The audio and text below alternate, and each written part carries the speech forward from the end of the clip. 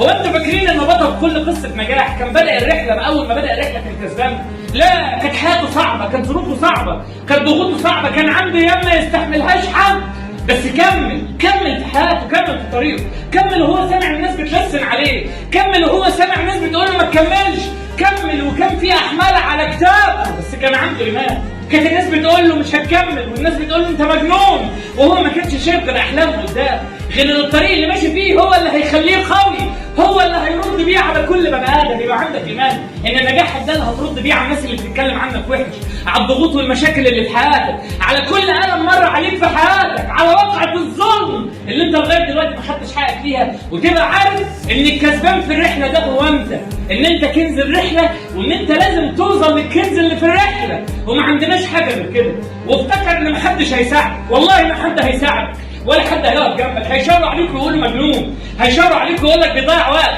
هيشاوروا عليك ويقول لك ما يستاهلش، هيشاوروا عليك ويقولوا عليك كل حاجه وحشه، بس انت عندك ايمان، عندك ايمان ومكمل، عندك ايمان وما بتقفش، عندك ايمان وبتصر انك هتبين لهم ان انت اقوى من اقوى بني ادم فيهم، وان انت اعظم من اي مشكله بتقابلك في حياتك. ومن النهارده هتحط جوه عقلك افكار خلاص